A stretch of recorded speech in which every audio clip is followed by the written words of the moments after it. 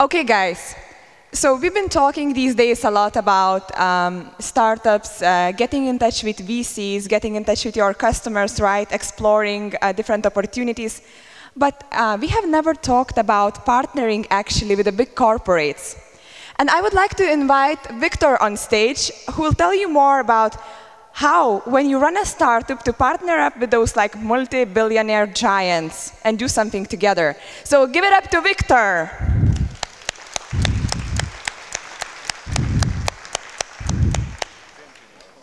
One moment. Victor is coming. Technology.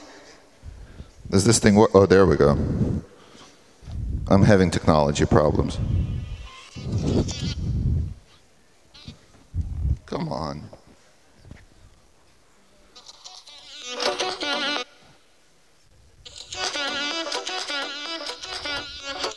I feel like we should have a soundtrack when we come out here, you know, like fighters.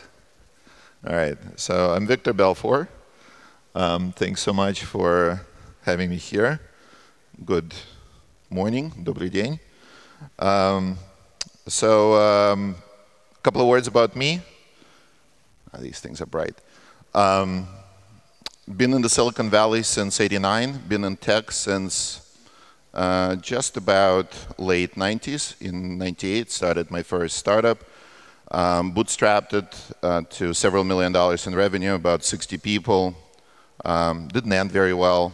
Didn't survive the crash of 2001. After that, had several positions with startups, which went much better than the first one. I actually saw a pattern there. I think I should never found another startup again. It doesn't seem to work very well. The other worked well, several acquisitions and an IPO, and working on my most recent startup, Open Sesame, and I'll talk a little bit about that later on in the presentation. So Andrius came and, where is he? Somewhere. And asked me to talk a little bit about partnerships as a way to scale your startup, which is great because that's the only thing I know how to do. And then I started talking to him, and I said, look, who's my audience? And he said, well, your audience are these guys who are starting out, building their minimum viable product, their MVP, trying to launch, trying to acquire some customers. And I got really concerned, because then I thought that my message probably wouldn't resonate very well. Because if I were to talk to people who are really starting out and just building their first company, the only slide I would show is this one. So if you're thinking about partnering and investing time and effort into developing a relationship with big companies that will help you, you know, don't do it. Like, don't waste your time. What you should be focused on above all else is building the right product, finding the right customer fit, product market fit, and not even think about partnering. That comes much, much later. And as a matter of fact, the best partnerships are built when you have your own go-to-market strategy, right? Partners are a great way to fulfill market demand. Partners are a great way to extend your reach to audiences you wouldn't normally reach otherwise. Partners are not going to make your market for you. That's just not their job. So then I started thinking about the following. So if your job right now is to find customers, and if your job right now is to get your product to the point where customers and clients really recognize its value, and yet my job is to talk about partners, what is it that I can talk about? Right? What is it that I can talk about where partners and customers are actually really, really similar? And so when I did a search on Google Images under the word partnership, I came up with all of these great pictures about people shaking hands, and which I'm assuming has to mean trust or some such thing, and the puzzle pieces, how everything fits together, which is all true, of course. But I decided that it's really kind of needs to be taken a step further. So this presentation is actually not going to be about partnerships. It's going to be about love as a critical element of startup building. Right. So on we go. So this is a little matrix put together by. I hope you can see every. Can you see every single one of them? Because it's really critical. And no, it's not. So this is put on by a management company. A little matrix about sales automation startups. So you understand we're talking about like, startups. Then we're talking about like enterprise startups, then we're talking about marketing startups, then we're talking about marketing automation startups, and yet in marketing automation startups there is like hundreds of them, hundreds upon hundreds. This one is the same, but for sales automation startups, right? So, so we want to be the American. So yesterday, and by the way, Vitaly right here, did a great workshop yesterday, and one of the things he talked about yesterday was coming up above the noise and what it really takes to be recognized, right? And it was very kind of an insightful thing. And his workshop was on pitching, and he was talking about how to pitch. And we've heard this yesterday. He said, one thing you should never ever say is that we have no competition. Because when you say that you have no competition, one of three things must be true. Either you're stupid, your market is tiny and nobody cares, or you're just oblivious and you don't really know what's going on in the world, right? So you always have competition, because even if somebody doesn't do exactly what you do, your customers and your partners are solving their problems in some other way, right? The problem does not go unsolved. So how do you become the American Idol instead of becoming this guy? No recognition, no smiles, no nothing. So this is Waldo. Waldo is a character in a game that American children like to play called Where's Waldo? So it's usually these types of pictures, and the reason I put this picture up is because I wanted to show off my PowerPoint skills. So I have an animation. Here it is. So that's Waldo right there. So we found him. So how do you not become Waldo? How do you stand out of the crowd?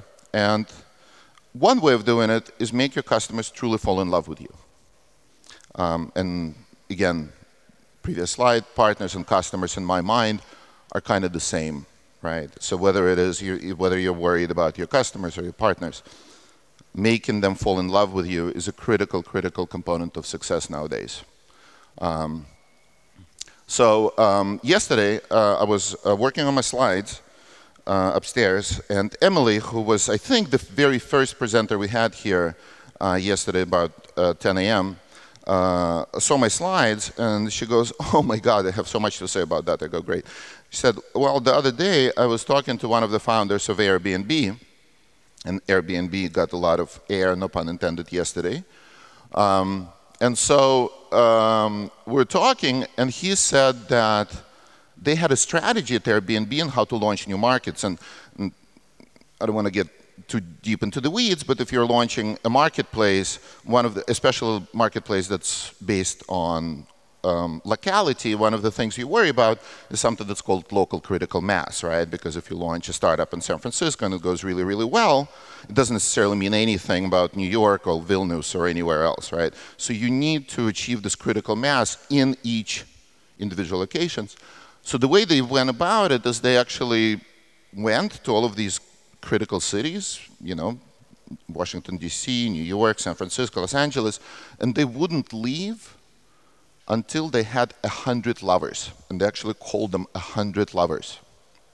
And the little graphic there is the new logo that Airbnb developed. This is their new rebranding. And as you see, the components of their new logo, people, places, Airbnb, and love. So what does it take? What does it take to get somebody to love you? So this is a little saying by Peter Drucker. Peter Drucker is a really interesting character. Peter Drucker is the founder of this whole concept of of business consulting and the precursor to, Bain and McKinsey and all of these guys. Management consulting, one of the, the first management consultant, winner of American Congressional Medal of Honor, and the grandfather of the founder of Dice, which is a billion-dollar public high-tech company in the recruiting space. So he says that quality in a service or product is not what you put into it, but what the client or customer gets out of it, which is critical because, and I love developers, guys. I really, really love developers. However, as Marvin pointed out literally, a few minutes ago, developers have a little bit of a disease. They like developing stuff. And they have their own ideas about what needs to get developed and how it needs to be done and why it's there and features and things like that without necessarily having a great desire to talk to customers and understand what it is that they really need. And so then you have this kind of blind leading the blind effect, right? So how do you fight that? Well, so this here is Tony Hsieh. Tony's been mentioned here too. I think Ligaya talked about Tony a little bit. He's the founder of Zappos. And Zappos is one of those companies that if you wanted to put together a little chart of various companies that sell various things on the internet, there'll be thousands of them. And yet Zappos was sold to Amazon for right around $900 million or something like that. And the only thing that Zappos did was selling shoes, right? Seems kind of weird. And yet, the way they sold shoes, it was completely irrelevant that it was shoes. What they were really focused on is happiness. And there are great stories about it, like their sales, not sales, but customer reps were able to like send flowers to their customers and for birthdays and like this kind of complete obsession with customer happiness. And actually, in the case of, specifically in the case of Zappos, a lot more than just customer happiness, they also are obsessing about employee happiness and everybody's happiness. Like happiness was a big thing. And so read his book, it's a great book. So how do you go about it? So one way is to balance your team. Marvin, what did you say? You said a hacker, a hipster, and a hustler. So get a hustler, right? Get somebody who will talk to your customers for you, right, if you're not willing to. Get somebody who can deeply, deeply get into your customer's head and obsess over their happiness, truly. Like, that's the reason why you're building a company. Because if you're building a company for any other reason, if you're building a company to make money, that's probably a crappy reason to build a company. If you're building a company just because you want to develop something, for whom? For yourself, then tinker in your own apartment and if you're building a company, make it customer-centric or partner-centric, right? So mini case studies. So this is a company called RingCentral, which went public. This is my kind of big IPO, which happened about 6 months ago, now 9 months ago or something like that. The company is a very simple company. What they did is they did a phone system in the cloud. So you still have your phone, but there is no like huge thing with wires in the closet of your office, right? So it's a business phone system, and it rings on your cell phone, rings on your desk phone, rings everywhere, all the features and stuff, but without a PBX. So this is something that I copied yesterday from their website. This is their feature list, and it doesn't seem terribly long, except what you cannot see is that on the website, each one of these bullets has like this little icon next to it that you click and it expands. And so each one of these has about 10 other little things under it, right? This is like hundreds of features, which I'm sure are all very important, except when we started analyzing why do customers love us, and you have to do this eventually if you want to scale, what we found out is that the reason they loved us was because of our customer service, which is such a weird thing for a technology company, right? Because that's not why you build a technology company, so people are like, happy to call you tech support. But what was interesting is our company was very different because our company was focused on small businesses, on tiny businesses. I think average business was about 5, 6 employees. And those people aren't used to getting really good service. So the guy, the owner of the company, who's usually the guy in charge of the phone system in the company of that size, he's a business owner. He's proud of what he's accomplished. He's giving jobs to 6 people. He's making money. It's a big pride issue. Yet the rest of the industry treats him with, online chat and 20-minute, hold times. And at RingCentral, the phone just rang and somebody picked it up and said, "Hey, it sounds like you have a problem. Can we fix it for you?" Like, amazing. right? That's why people loved us. Again, it was a very strange realization. It wasn't for the features, it wasn't for the functionality. And by the way, we did know about Marvin's 80-20 rule, and that 80% of our customers only used about 20% of those hundreds of features, right? I don't know who we were building those features from.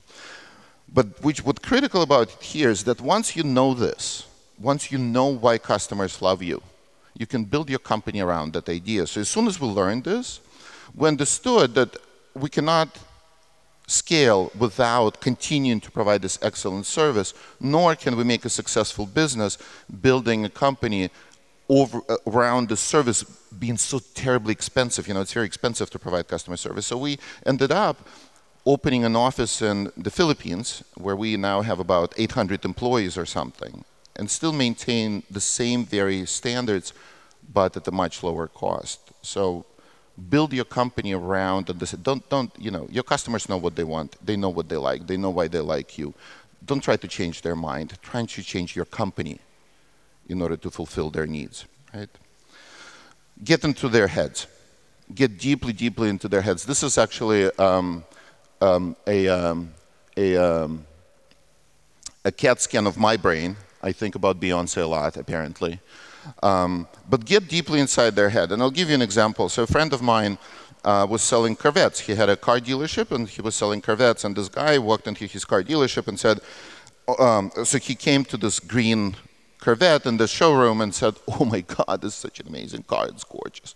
And my buddy said, "Oh yeah, it's like 0 to 100 kilometers an hour in like 4 seconds, and it's like, gazillion horsepower, and it's freaking amazing. You just press on the pedal, it just goes." And the guy said, "Wow, thank you so much. I really was going to buy it, but now I'm not going to. Thank you for saving me all this time and money." And my buddy said, like, "Whoa, wait a minute, I thought..." And he said, "No, you see, my daughter just graduated high school, and she got into college, and I wanted to give her this car because it matches the color of her eyes.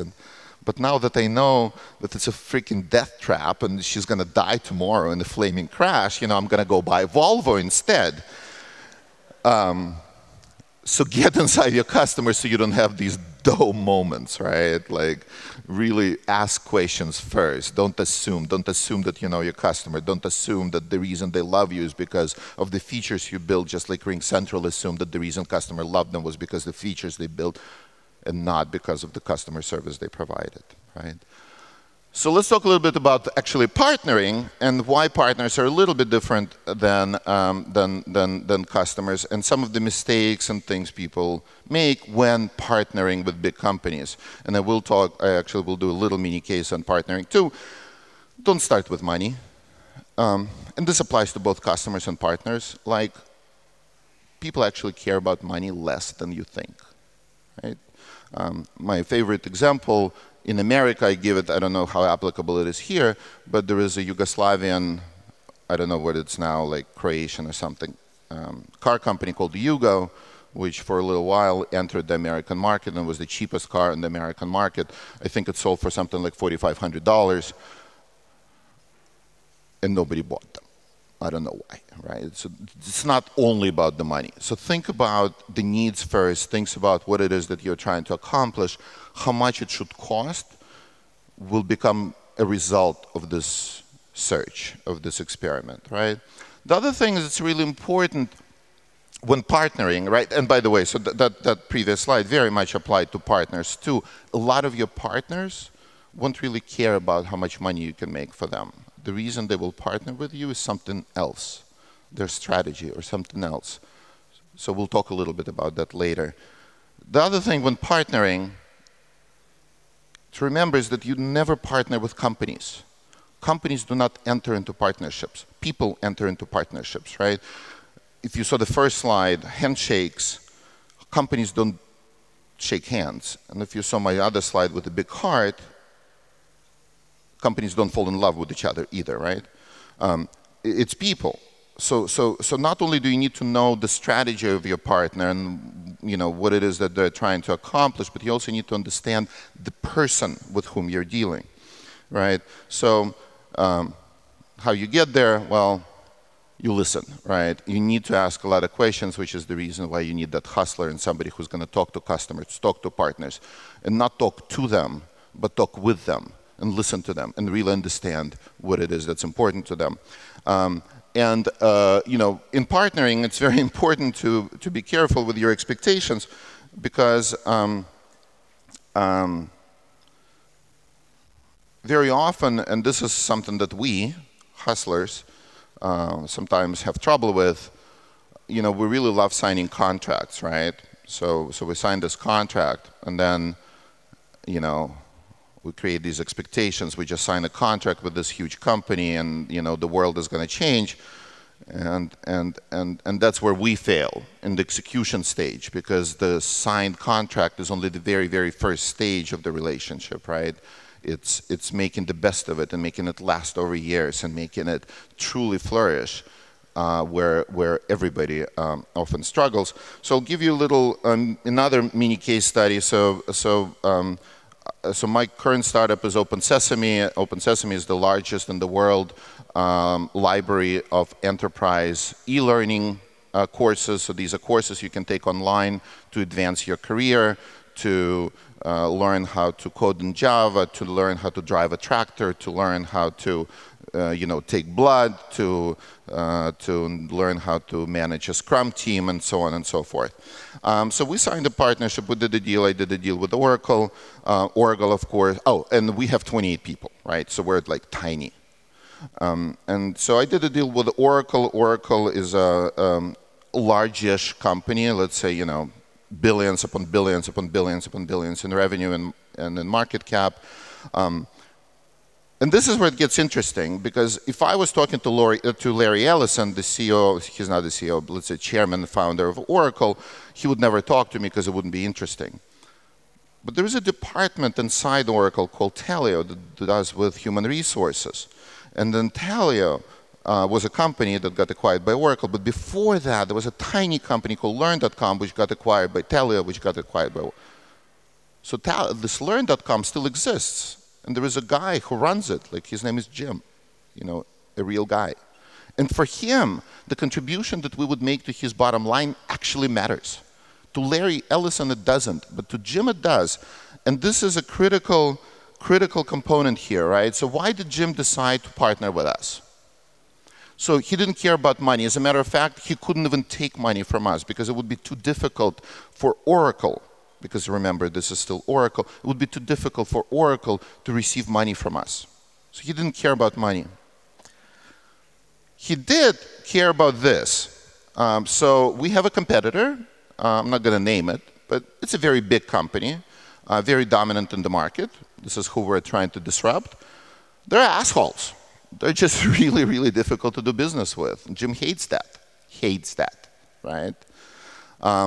He loved the fact that we are built to integrate, that it's a part of our strategy from the very beginning. We know that we designed our company around our partners, right? We have APIs which are mature and well documented, and we have support where you can pick up the phone, and if you have integration problems, like somebody's going to pick it up right away because we want our partners to love us.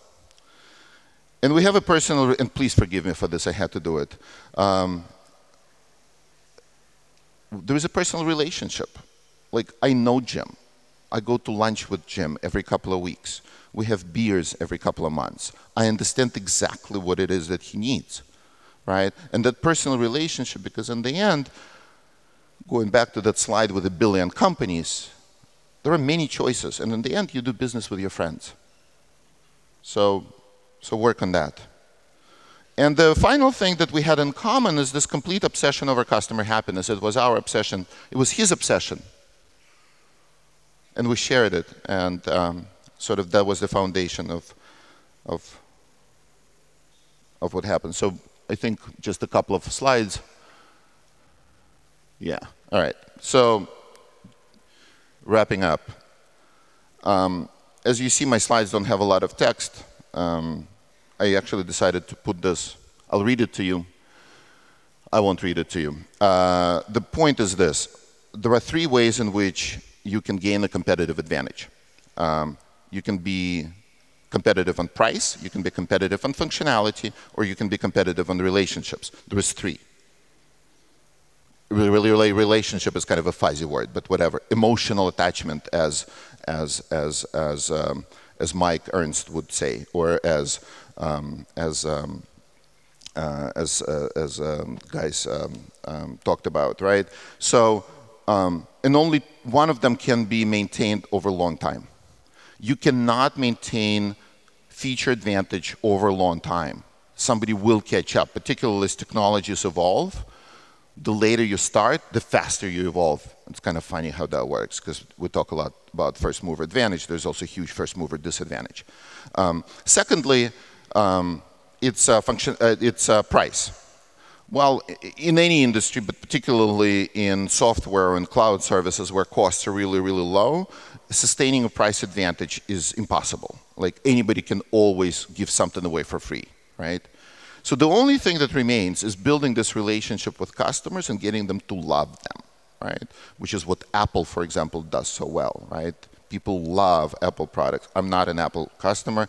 I have a Samsung, right? Which I don't love. But I'm okay with it. But if you talk to Apple users, they love Apple, right? Kind of crazy. And then the little caricature there is, you know, be understanding, right? When you're talking to your partners, you're not their highest priority. They have like 2,857 other tabs open, right? So make sure that you understand how to come up above the noise, understand what it takes, and, you know, love is a critical component of that. So,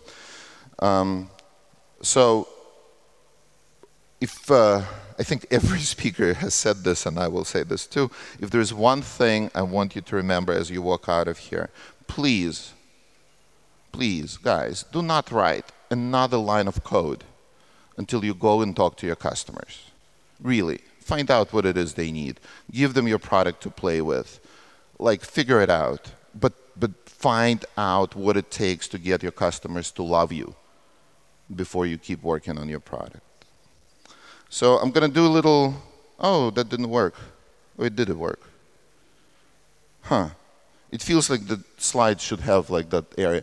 So I'm going to do a workshop, I think at 3 or 3:30 or something like that, look it up, where I'm actually going to dive deep into what it takes to build partnerships. I just felt that, you know, it wouldn't be necessarily applicable to all of you, but those of you who want to know details about building partnerships, come see me at 3 or 3:30. Thank you so very, very much for listening.